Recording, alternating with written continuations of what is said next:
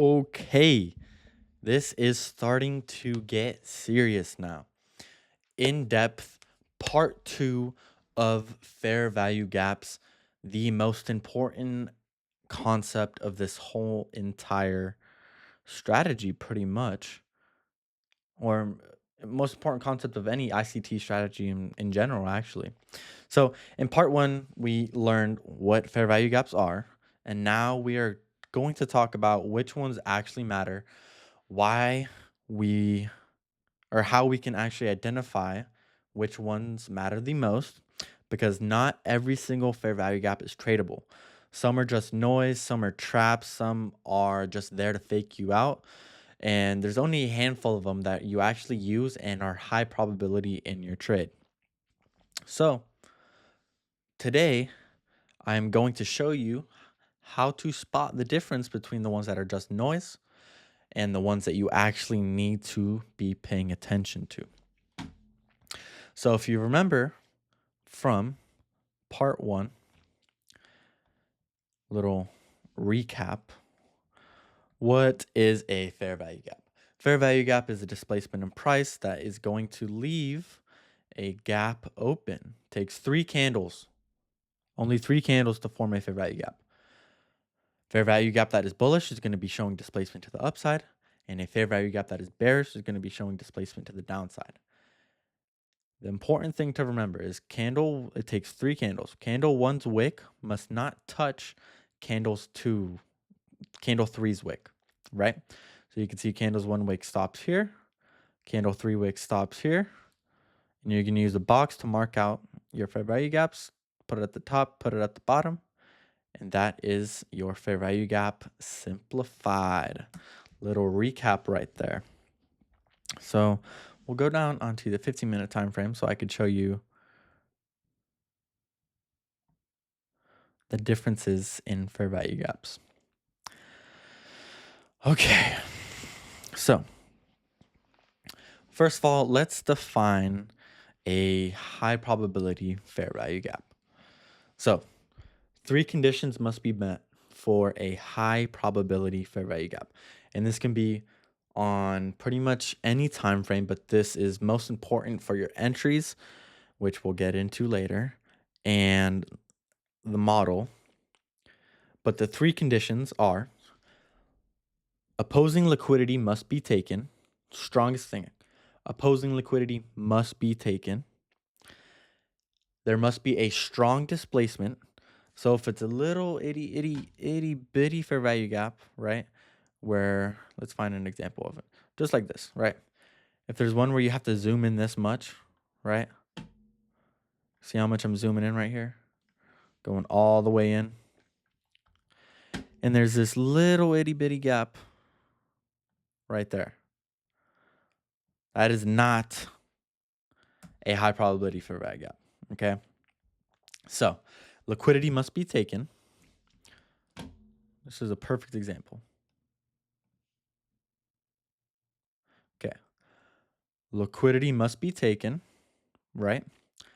2, has to be strong displacement, meaning sharp move down. What do we see here? There's a big one. Sharp move down. Okay. See, you don't have to zoom in or anything like that. We'll go over what it means when there's a double fair value gap too. And it has to align with a higher time frame bias. Right here. So that was on the 15-minute time frame. As you can see, if we go on the 1 hour, this is literally the most perfect example that I could be showing right now. Bam. Okay. So, high probability. Fair value gap or liquidity must be taken. What gets taken here? Liquidity. Okay. 2, strong displacement. Strong displacement to the downside. You don't have to zoom in to see the fair value gap. That is strong displacement. Okay. And 3, it aligns with a higher time frame bias. What is the higher time frame bias? Buy side liquidity taken. External or another internal liquidity swing is going to be down here, What do we see? Relative equal lows, 2. Okay. Price comes back up, retraces to the fair value gap. Once it hits it, goes down and takes out your higher time frame bias. So if we zoom in right here, this was our high time frame model. Now, you're probably wondering how you can use this for your internal model too, right? So if we go to the internal model that traces back up into it, what can we see? Okay, high probability. Liquidity must be taken. Step 1. This is our sell side liquidity. What happens? Oh, liquidity gets taken, okay? Now we're thinking about, oh, we want to see a fair value gap with a lot of displacement, right?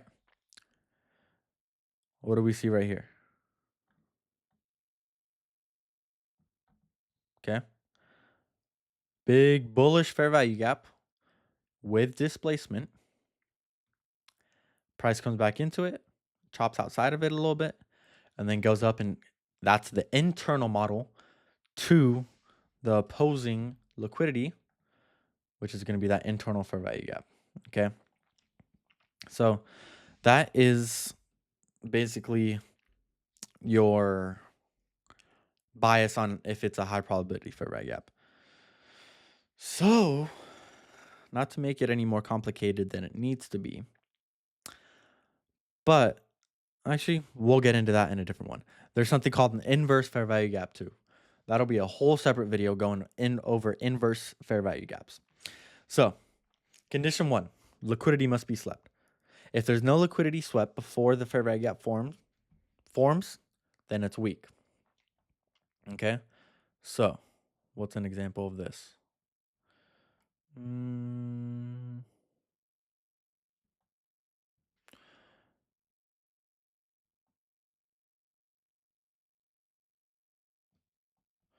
Right here.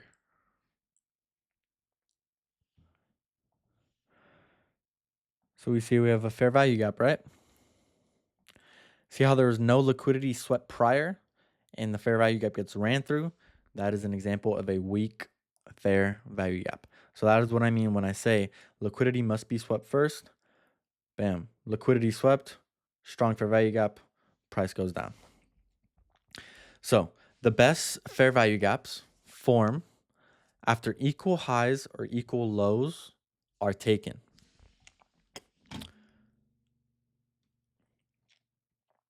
Right? So what do we see here? High here. Actually, let's do a bearish example, right?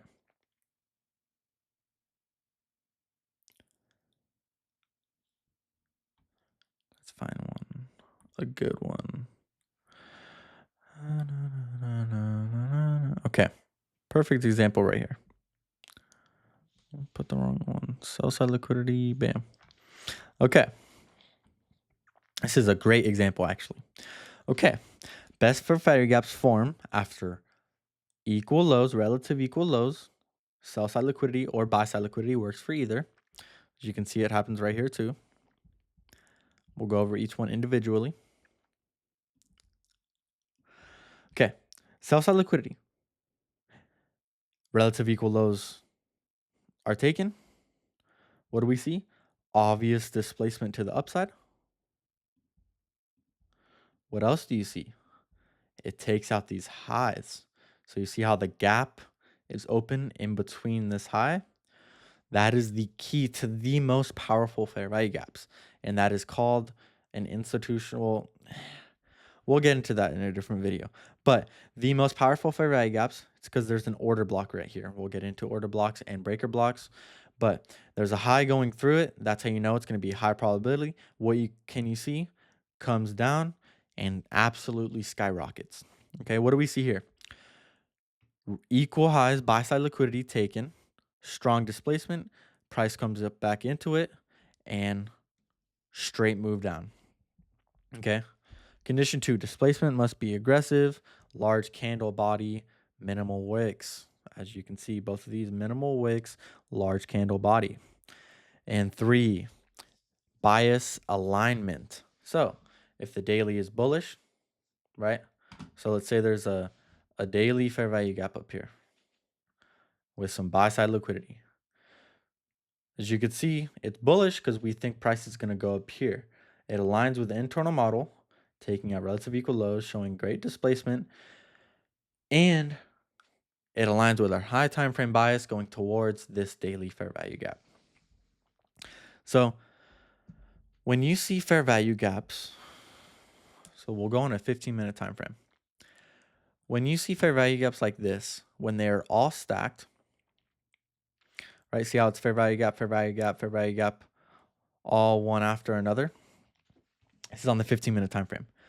This is because there is a higher time frame fair value gap, right? So as you can see, all those were lined up because we have a daily fair value gap right here. And you can use this on the 1 minute too. Whenever you see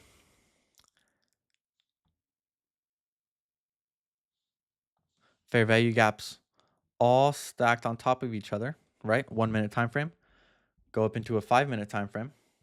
What can you see? 5 minutes stacked up. Go to a 15-minute time frame. What do you see? More fair value gaps stacked right here. Okay.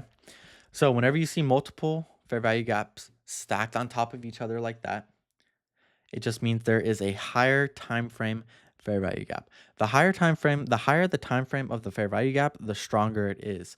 Larger targets, that's where institutions are going to. Lower time frame fair value gaps is where you are going to take your entry, and it's kind of like your confirmation tools that you know the price is going to reject and go in the opposite direction. So we already went over how you're going to trade it, what you need in order to actually spot a good fair value gap. So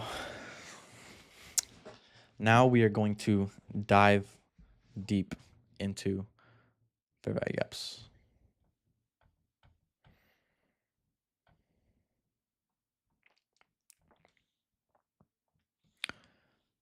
Well, let's find a better one actually. Need a really good example for you guys.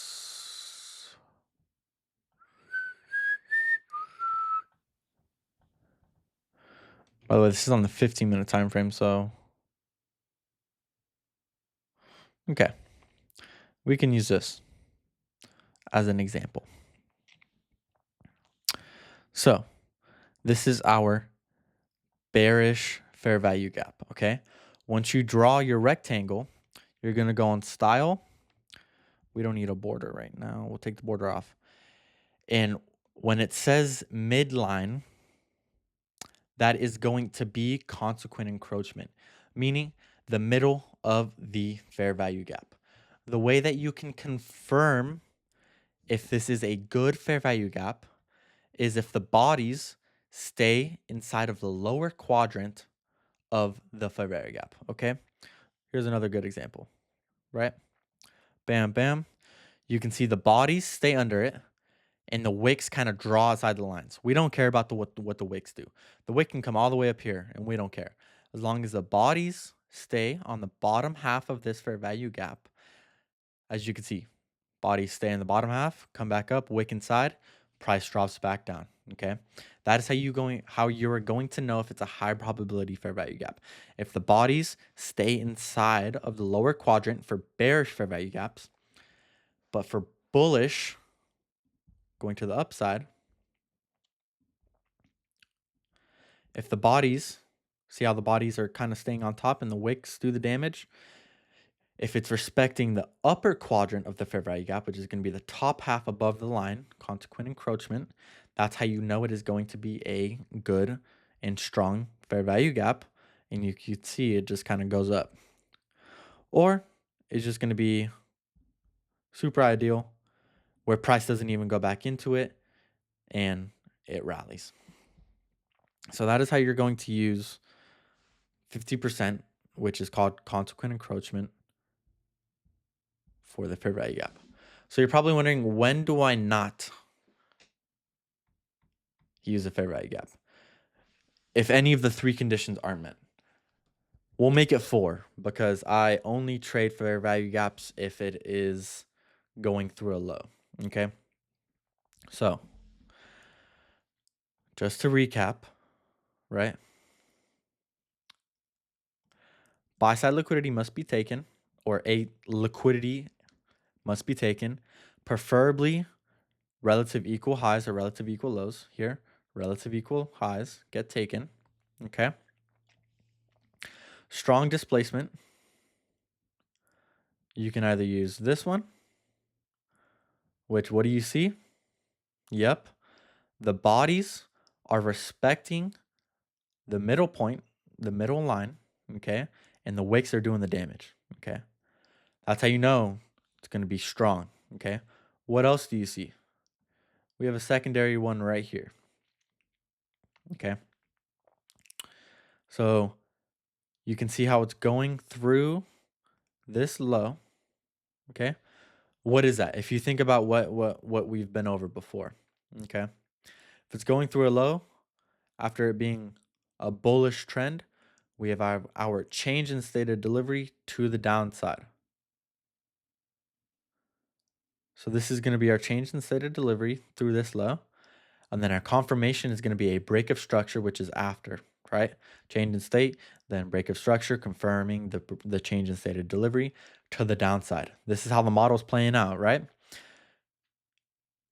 What happens again? Price comes back up, respects consequent encroachment, stays in the bottom half. We don't care about the wicks, the wicks can go out. And then what do we see? Massive dump to the downside. Okay. Now you're kind of starting to see how the model plays out. Obviously, this is the very basics of the model, but that is how we use fair value gaps. Okay. So another super important factor. So whenever you see 2 fair value gaps back to back,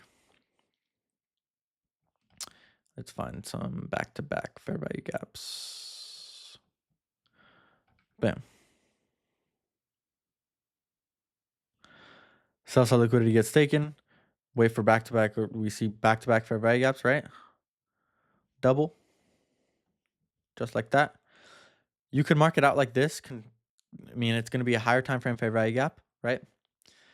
But you always want to enter in the first one, and then you can look to size up once it goes down in the second one. We'll go deeper into that when we actually go over the model, but that is how you trade double fair value gaps. So, final checklist. Let me just like this. Bam, bam. Okay. High probability fair value gap checklist. Liquidity sweep, primarily equal highs or equal lows. Strong displacement, so a big fair value gap that you don't have to zoom into. Higher time frame alignment. And we still need to go over premium or discount logic. Okay. And then also a clear target on liquidity. So the next video, we will go over premium and discount. We'll also go over how to use the Fibonacci retracement tool. Yeah.